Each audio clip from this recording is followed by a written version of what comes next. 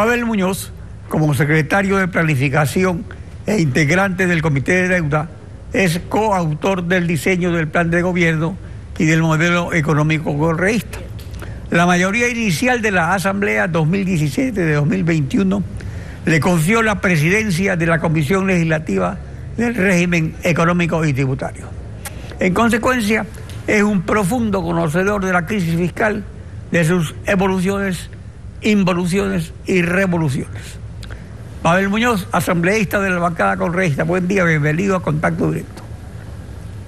Gracias, Alfredo, buenos días, un gusto estar aquí en el programa, un saludo a todos, y no solamente conocedor de eso, sino también de un modelo de desarrollo que lastimosamente no está avanzando, Alfredo. Buenos días.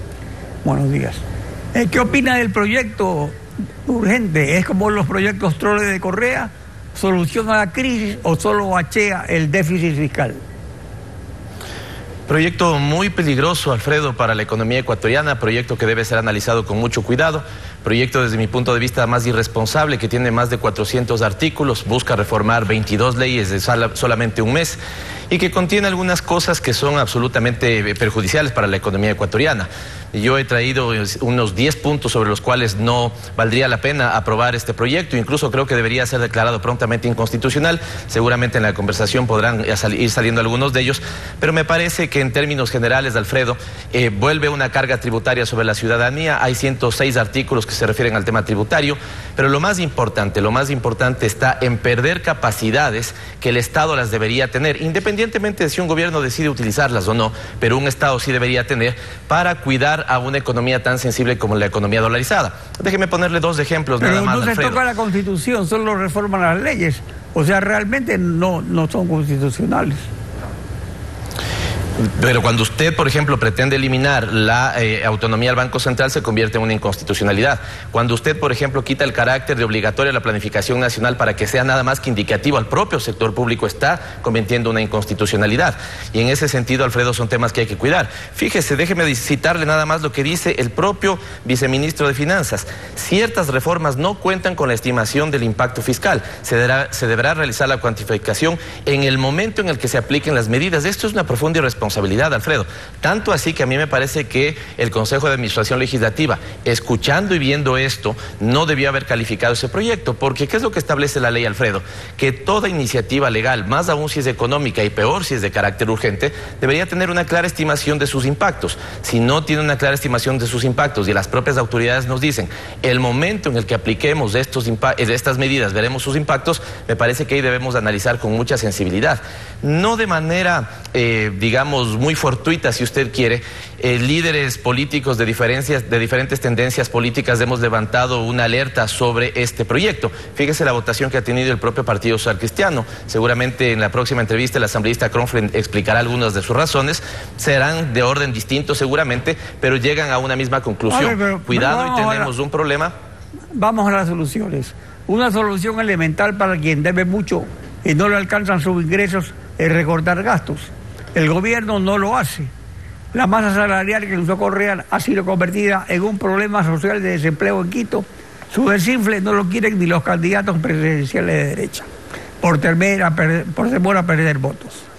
Usted tampoco recomienda reducir gastos, y si lo recomienda, ¿qué reduciría?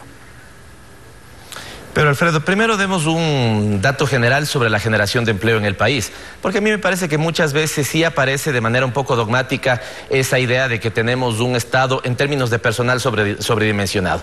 Fíjese que el propio gobierno, ya cuando ha establecido más claridad sobre los datos, ha dicho que cerca del 85% de la masa estatal está más bien en temas que garantizan derechos, salud, educación, seguridad.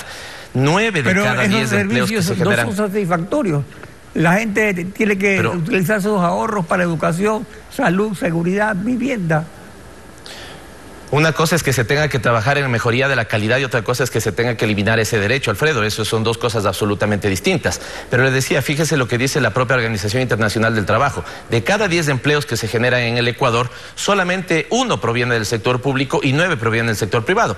Sin embargo, de eso, este gobierno ha hecho un retiro de funcionarios públicos en cerca del número de 23,000. No solamente en Quito, Alfredo, recuerde que también han hablado de una optimización del Estado en el territorio, lo cual implica que la la gente tiene mejor o menor prestación y de menos calidad aún de servicios y de garantía de derechos en el territorio. Pero además de esto, Alfredo, lo que usted decía tiene razón.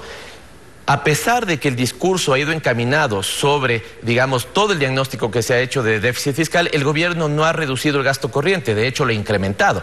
Lo que sí ha bajado de manera dramática es de inversión pública en niveles del 75%. Pero sin embargo, de que ha bajado la inversión pública en niveles del 75%, también ha generado más deuda en tasas que han llegado hasta el 10,75%. Por lo tanto, no se entiende realmente cómo se está manejando la economía. Déjeme cerrar con esta idea, Alfredo, esta parte.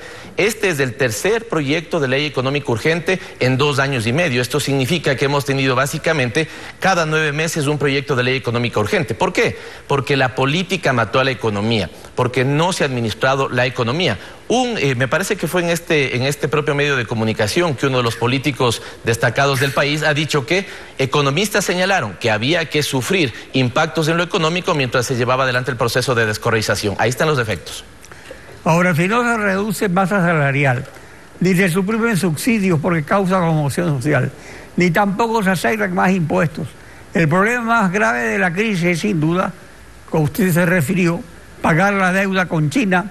No dijo con China, pero es con China la mayor, que sigue aumentando con Lenín Moreno, incluso más que con Correa, pero con igual perfil, dando en prenda las exportaciones petroleras, corto plazo y tasas altas. El Ecuador tiene con China un acuerdo de asociación estratégica. ¿Se puede reperfilar la deuda? ¿Cómo lo haría o continuaría aumentándola? Mire, Alfredo, yo creo que efectivamente el tema de reperfilar la deuda es una cosa que se tenía que hacer. Recuerdo que alguna ocasión, conversando con usted en los primeros meses del gobierno, se veía que esta era una de las cosas que se tenía que hacer. Mire, incluso, Alfredo, creo que hasta es recomendación de texto, esta sí perfectamente establecida, que usted tiene 3, 4 meses, cuando llega, digamos, con el empujón que le han dado las elecciones, la legitimidad que supone que el pueblo la haya apoyado, usted lo que hace es establecer un diagnóstico de la economía y tomar las decisiones incluso más complicadas. Si quiere avanzar, por ejemplo, en eliminación de subsidios, si quiere racionalizar alguno de ellos, si quiere reperfilar la deuda, pero si usted deja esto postergado para hacerlo 2 años y medio después, cuando las propias encuestas les dice que su credibilidad está entre el 8 y el 12%, evidentemente usted no va a tener un apoyo de los sectores sociales, ni tampoco de los sectores productivos, que siento que es lo que está pasando en este momento. E insisto en una cosa, no miremos este proyecto de ley como de aquí hacia adelante, miremoslo de aquí hacia atrás. Y a mí lo que me parece que eso deja ver, Alfredo, es que las 2 iniciativas legales no funcionaron. ¿Por qué? Porque están partiendo, digamos, de diagnósticos equivocados. Recuerde usted, Alfredo, al menos voy a poner 2 o 3 ejemplos. Eliminación de dinero electrónico en manos del Banco Central para tener una alternativa de la banca privada, no lo hemos tenido. Recuperación de los temas de los TBAIs, temas de arbitrajes para tener más inversión extranjera, no lo hemos tenido. Y exoneraciones del impuesto a la renta hasta por 20 años para nuevas inversiones y no las hemos tenido. Yo pregunto a la ciudadanía, Alfredo, y también a los medios de comunicación, ¿cuál de los 404 artículos de esta iniciativa legal realmente reactiva la economía, genera crecimiento y, lo más importante, genera empleo en el país? Ninguno. A usted le debe haber tocado en el gobierno que todo el mundo se lamenta la situación, pero todos, derecha e izquierda, se abalanzan sobre las ubres del Estado, de los gobiernos autónomos hasta las organizaciones sociales y el sector productivo incluso. ¿Es viable salir de la crisis queriendo darle gusto a todos? Me parece una muy buena pregunta, Alfredo, porque, y usted dice hasta el sector productivo incluso, yo creo que a veces el sector productivo en mucho. Solemos siempre que pensamos la economía pensar qué hace o qué deja de hacer el Estado y pensamos poco qué hace o qué deja de hacer la sociedad. Y en ese sentido hay que reconocer que efectivamente tenemos una sociedad que muchas veces está más predispuesta a la queja que, digamos, a la búsqueda de soluciones. Pero usted ha señalado el sector privado y yo lo remarco en el sentido de que solemos tener un sector privado, lastimosamente, aun cuando sí encuentro mejoras, si usted quiere, o cambios generacionales en un nuevo empresariado que piensa en innovación, que piensa en generar inversiones en tecnología, que no le tiene temor, digamos, a combinar con la inversión privada sus propias inversiones en lo privado, pero solemos tener también un comportamiento absolutamente rentista. Y aquí me parece que estamos teniendo en esta iniciativa legal un comportamiento rentista. ¿Qué quiero decir con esto? Que los sectores productivos esperan qué decisiones va a tomar el Estado para verse beneficiados de ellos. Y aquí me parece que hay un claro sentido de apuntalar al sector financiero bancario en el país y no necesariamente el aparato productivo que genera empleo. Déjeme ponerle 2 ejemplos, Alfredo. Ahora, perdón un momento, pero el problema sería el esquema del modelo, porque mientras más utilidades tiene la banca, que siempre dice que está sólida, más recibe el gobierno. El gobierno se lleva el 44% en impuestos. O sea, el gobierno realmente es el socio principal de los bancos. Mire, a todo gobierno y a todo Estado le interesa que todos estén bien, no solamente un determinado sector, que todos estén bien. Mientras a todos les vaya bien, al Estado también le va bien y por lo tanto a la sociedad también le va bien. El problema no es que, el problema más bien se da en cuando solamente unos están bien. Y es lo que me parece ha pasado con el sector financiero bancario. Si usted mira la economía en el año anterior, crecimos a 1,3%, me parece que terminó siendo el dato oficial, y las utilidades netas de la banca crecieron al 40%. Los dos ejemplos que le iba a poner respecto a esta iniciativa legal, que podrían ser un cóctel molotov, son los siguientes. Por un lado, usted está quitando, ¿no es cierto?, la disposición legal de que en este momento una parte de los depósitos que recibe la banca se quede en el país, generando y dinamizando la economía nacional, lo que se llama el coeficiente de liquidez doméstica, es decir, una parte tiene que quedarse en el país. Lo está eliminando. Pero al mismo tiempo, Alfredo, usted está pidiendo, bajo una lógica de impunidad incluso fiscal, que haya una repatriación de capitales. Capitales que en algún momento salieron del país sin pagar sus obligaciones, hoy podrían regresar. Esto se ha hecho en algunos países, no en todos ha dado resultados, pero aquí me parece que la combinación de factores podría ser absolutamente letal para nuestra economía. Fíjese lo que pasó en el año 96, exactamente, Alfredo. Ahí se dio una confluencia de factores de la siguiente forma. Año 94, se aprobó una ley general de instituciones del sistema financiero, se liberalizaron las tasas de interés, se atrajeron muchos capitales golondrina. Por ese mismo momento en México se daba el famoso efecto tequila. Esos capitales entraron a la economía ecuatoriana. Los bancos, al tener esos capitales, hicieron lo que debían hacer, prestarlo, pero lo prestaron en casas, lo prestaron en departamentos.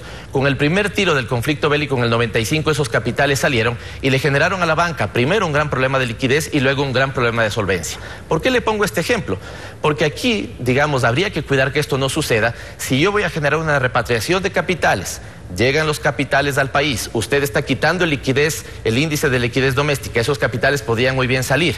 Y también lo que está planteando es que esos capitales se quedaran solamente un año. ¿Qué actividades productivas usted dinamiza en un año? Tal vez no son pocas. Si es que esos capitales que entran se van a consumo y después, digamos, los dueños de esos capitales deciden sacarlos, la pregunta es, ¿vamos a estar generando un problema en la economía? ¿De qué tamaño va a ser ese problema en una economía dolarizada? Hay que pensar esto con mucho detenimiento, Alfredo. Yo ni siquiera le estoy anticipando un criterio, le estoy diciendo pensémoslo con mucho detenimiento. Hay que pensar en un mes. Acerca del pensar en un mes. Sí, solamente digo, pensar en un mes. Estos temas me parece que es bastante delicado. Pavel Muñoz, gracias por acompañarnos en Contacto Directo.